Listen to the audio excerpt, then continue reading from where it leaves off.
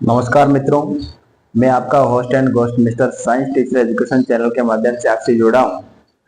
और मैं आपके सामने कल मेरी वीडियो थी नाइट्रोजन चक्र की, जिसके बारे में आपने सामान्य जानकारी मेरी वीडियो से प्राप्त की है। और आज हम बात करने जा रहे कक्षा 8 के अध्याय नंबर 4 कोयला एवं पेट्रोलियम। देखो, कोयले और पेट्रोलियम के हमारे को पढ़ने की क्यों आवश्यकता है, क्योंकि इनके जो खनन और इनसे जो उत्पन्न होने वाले इनके क्या होते हैं, यौगिक होते हैं, इनके बारे में हमें जानकारी बिल्कुल लेनी चाहिए। क्योंकि छोटे से जो बेस होता है उसका बेस तैयार नहीं होगा तो आगे 10वीं 11वीं की पुस्तकें पढ़ने का कोई महत्व नहीं है। तो देखो, अपन बात कर रहे हैं, चैप्टर हमारा है कोयला और पेट्रोलियम। कोयला, सामान्य भाषा में आप कोयला समझते हो, तो उस कोयले के आपको पता होना चाहिए इसकी उत्पत्ति कैसे हुई है और ये हमें कहाँ से प्राप्त हुआ है। इसके सभी प्रकार के अपन महत्वपूर्ण तथ्य के बारे में ध्यान करेंगे। देखो, हम अपनी मूलभूत आवश्यकताओं की पूर्ति करने के लिए क्या करते हैं, हमारे आसपास के पर्यावरण है उनसे अपन क्या करते हैं, छोटे छोटे जो वस्तुएं उनको अपने जीवन में उपयोग में लेते हैं। और उन वस्तुओं से क्या करते हैं कि हमारी प्रकृति में जो कुछ होते हैं, जैसे कुछ पदार्थ होते हैं जिनको वापस पुनः उसका नवीनीकरण किया जा सकता है, पुनः प्राप्त किया जा सकता है। और कुछ ऐसे संसाधन होते हैं जो एक बार खर्च करने पर दोबारा हमें नहीं प्राप्त होते हैं। तो प्रकृति में जो पाए जाने वाले संसाधन है वो दो प्रकार के होते हैं। संसाधन जिनका उपयोग हम इसमें करते हैं, मानव जीवन का जीवन इसको चलाने के लिए करते हैं, दो प्रकार के होते हैं। पहला होता है नव्यकरणीय संसाधन। नव्यकरणीय या अक्षय, जो कभी क्या नहीं हो, उनका क्षरण नहीं हो, जो कभी समाप्त नहीं हो, ऐसे संसाधन नव्यकरणीय संसाधन। और एक होता है अनव्यकरणीय।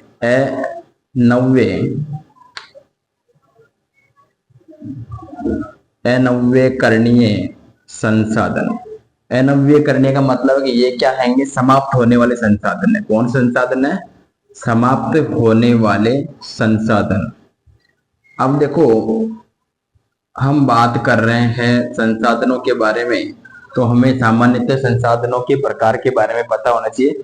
संसाधन कितने प्रकार के हैं? अनव्यकरणीय और नव्यकरणीय।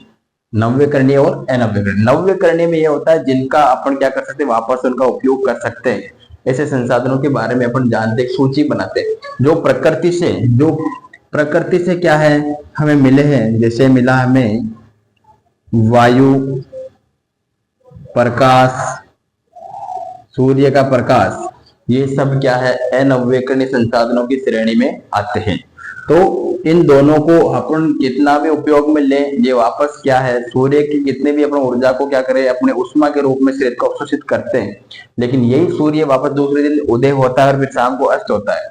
ये हमारे क्या है, नव्यकरणीय संसाधन है। इनको अपन क्या कर सकते हैं, दोबारा हमें प्राप्त हो सकते हैं। वातावरण में ऑक्सीजन की चाहे कमी हो सकती है, लेकिन इनका संगठन इनका स्थिर रहता है। पेड़ पौधे ये सब प्रकृति के उपकरण है। और अनव्यकरणीय संसाधन में है जैसे कोयला, पेट्रोलियम। अब देखो, यहाँ पर शब्द आया है पेट्रोलियम। पेट्रोलियम शब्द में सारे वो आ गए जिनकी उत्पत्ति किससे होती है, खनिज से होती है, और वो द्रव ईंधन के रूप में कहलाते हैं। इसमें आता है डीजल, पेट्रोल और गैसें, जो प्राकृतिक गैसें हैं, जिसमें गैसें में एलपीजी भी आ गई, liquid petroleum gas, CNG, compressed प्राकृतिक गैस या नेचुरल प्राकृतिक गैस, कंप्रेस्ड नेचुरल गैस और संपीड़ित प्राकृतिक गैस आदि। ये सब क्या है, अनव्यकरणीय संसाधन है। क्योंकि इनका अपन अगर सही तरीके से उपयोग नहीं करेंगे तो संसाधन क्या होंगे, धीरे धीरे नष्ट होते जाएंगे और अपने को इनकी कमी से फिर एक दिन जूझना पड़ेगा। आज पेट्रोल, डीजल ये सब उत्पाद महंगे हैं, क्यों है, क्योंकि इनकी क्या है, कमी है। इस प्रकार आपको संसाधन के बारे में जानना। संसाधन दो प्रकार के होते हैं, नव्यकरणीय संसाधन जिसे अक्षय संसाधन भी कहते हैं, जिनका कभी भी उनका अंत नहीं होता है, और अनव्यय संसाधन जो हमेशा क्या होता है, समाप्त होने वाले संसाधन होते हैं। इस प्रकार जो आप पढ़ रहे हैं कोयला और पेट्रोलियम, तो ये कोयला पेट्रोलियम क्या है? अनवीकरणीय संसाधन है, समाप्त होने वाले संसाधन है। आगे बात करते हैं। अब बात करते हैं अपन पेट्रोलियम शब्द कहां से आया है। पेट्रोलियम शब्द कहां से आया है? पेट्रोलियम के लिए अपन मालूम करते हैं कि जो चट्टानों के द्वारा जो उत्पन्न जो क्या है ईंधन है, वो क्या कहलाते हैं? पेट्रोलियम कहलाते हैं। पेट्रो का मतलब होता है चट्टान और ओलियम का मतलब है उनसे निकलने वाला जो भी अपन खनिज है। पेट्रोलियम, पेट्रोलियम और एक है कोयला। अब देखो कोयले का हमने देखा, इतिहास देखा है कि पुराने समय में जब हमारे हजारों करोड़ों वर्षों पहले जब क्या हुआ था कि पेड़ पौधे और जीव जंतु क्या हो गए थे? भूमि में दब गए थे। जीव जंतु व पादप के भूगर्भ में दब जाने पर, भूगर्भ में दब जाने पर उच्च ताप व उच्च दाब, उच्च ताप और उच्च दाब के कारण जीव जंतु व पादप जीवाश्म के रूप में परिवर्तित हो गए। क्या हो गए? परिवर्तित हो गए या बदल गए। तो कोयला कहां से मिल रहा है? जीव जंतु व पादप भूगर्भ में दब जाने पर उच्च ताप और उच्च दाब के कारण जीव जंतु पादप किससे बदल गए? जीवाश्म बदल गए। जो जीवाश्म अपन देखते हैं, जो जीव है वो क्या करते हैं? कार्बन के रूप में। हमारा शरीर किससे बना है? कार्बन से बना है। तो अगर ये उच्च दाब और उच्च ताप के कारण क्या होता है? ये जीवाश्म के रूप में परिवर्तित हो गए और इस घटना को कार्बनीकरण कहते हैं। क्या कहते हैं? कार्बनीकरण। तो हम जानते हैं कि जो उच्च ताप और उच्च दाब के द्वारा पेड़ पौधे और जीव जंतु का जीवाश्म के रूप में परिवर्तित होना क्या कहलाता है? कार्बनीकरण कहलाता है। कक्षा 8 के ये भी छोटा सा एक प्रश्न है कि कार्बनीकरण किसे कहते हैं? तो पेड़ पौधे और जीव जंतुओं का भूगर्भ में उच्च ताप और उच्च दाब के द्वारा जो जीवाश्म में परिवर्तित हो जाता है तो क्या कहलाता है? कार्बनीकरण कहलाता है।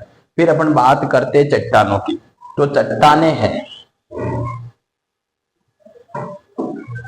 चट्टानों से निकलने वाला, जिनकी उत्पत्ति किससे हो रही है? चट्टानों से हो रही है। किससे हो रही है? चट्टानों से। इसका आपको संधि विच्छेद भी पूछ सकते हैं। पेट्रो